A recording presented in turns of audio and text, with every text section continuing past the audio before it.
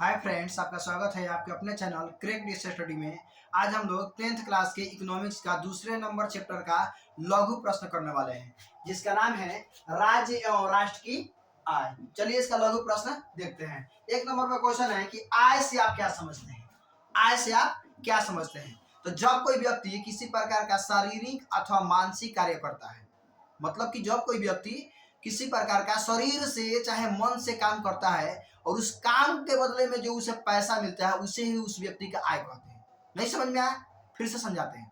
जब कोई व्यक्ति किसी प्रकार का शरीर से चाहे मन से काम करता है, ठीक, और उस काम के बदले में जो उसे पैसा मिलता है उसे हम उस व्यक्ति का आय कहते हैं। कंप्लीट हो गया। दूसरा प्रश्न देखते हैं। दूसरा नंबर प्रश्न है कि सकल घरेलू उत्पाद से आप क्या समझते हैं। दूसरा नंबर क्वेश्चन है कि सकल घरेलू उत्पाद से आप क्या समझते हैं। तो किसी देश में किसी दिए हुए वर्ष में, किसी भी देश में किसी दिए हुए वर्ष में वस्तुओं और सेवाओं की जो कुल मात्रा उत्पन्न की जाती है उसे ही सकल घरेलू उत्पाद कहते हैं। नहीं समझ में आया? फिर से समझाते हैं। किसी देश में किसी दिए हुए वर्ष में वस्तुओं और सेवाओं की जितनी मात्रा उत्पादित की जाती है उसे ही सकल घरेलू उत्पाद कहते हैं। तीसरा नंबर क्वेश्चन देखते हैं। तीसरा नंबर क्वेश्चन है कि प्रति व्यक्ति आय से आप क्या समझते हैं। प्रति व्यक्ति आय से आप क्या समझते हैं। तो राष्ट्रीय आय में देश की कुल जनसंख्या से भाग देने पर जो भागफल आता है, जो आंसर आता है, उसे हम लोग प्रति व्यक्ति आय कहते हैं।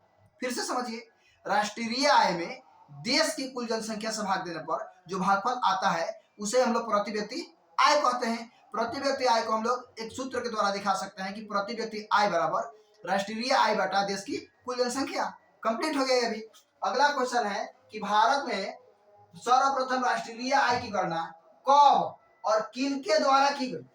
भारत में सर्वप्रथम राष्ट्रीय आय की गणना कब? तो 1968 में।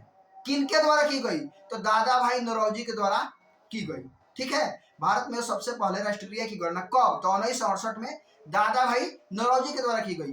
उन्होंने अपनी पुस्तक में प्रति व्यक्ति वार्षिक आय 20 रुपये बताया था। किसने बताया था? तो दादा भाई नौरोजी ने। फिर से क्वेश्चन दोहराते हैं। भारत में सर्वप्रथम राष्ट्रीय आय की गणना कब और किन के द्वारा की गई। भारत में राष्ट्रीय आय की गणना कब? तो 1968 में। किन के द्वारा? तो दादा भाई नौरोजी के द्वारा की गई। उन्होंने अपनी पुस्तक में प्रति व्यक्ति वार्षिक आय 20 रुपये बताया। कंप्लीट हो गया।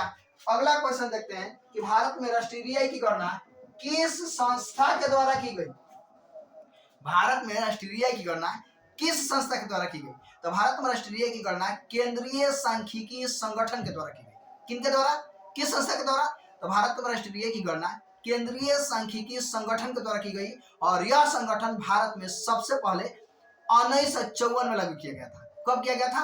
1954 में। क्वेश्चन फिर दोहरा देते हैं। भारत में राष्ट्रीय आय की गणना किस संस्था के द्वारा की गई। तो भारत में राष्ट्रीय आय की गणना केंद्रीय सांख्यिकी संगठन के द्वारा की गई और यह संगठन भारत में 1954 में लागू किया गया था। ये भी कंप्लीट। अगला क्वेश्चन है कि राष्ट्रीय आय की गणना में होने वाली कठिनाइयों का वर्णन करें।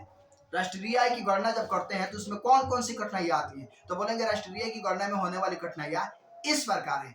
एक नंबर में मूल्य के मापने में कठिनाइयां।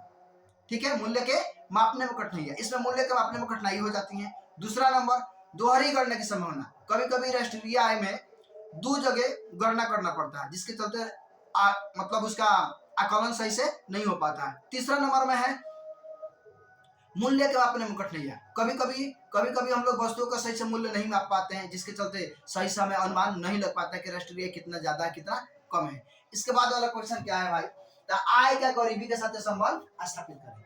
आय का गरीबी के साथ रिलेशन बताना है। तो हम जानते हैं कि गरीबी गरीबी को जन्म देती है। हम जानते हैं कि गरीबी गरीबी को जन्म देती है, जिसके कारण गरीब व्यक्ति गरीब होता है। गरीबी गरीबी को जन्म दी तो जिसके कारण गरीब व्यक्ति गरीब होता है और गरीबी के कारण उनकी आय भी कम होती है। अतः हम कह सकते हैं कि जिस व्यक्ति के पास जितना ही कम पैसा होगा वह व्यक्ति उतना ही अधिक गरीब होगा। हम लोग का यह भी चैप्टर समाप्त हो गया। अगले वीडियो में हम तीसरा चैप्टर लेके आ रहे हैं। उम्मीद है कि आपको वीडियो अच्छा लग रहा है। ओके।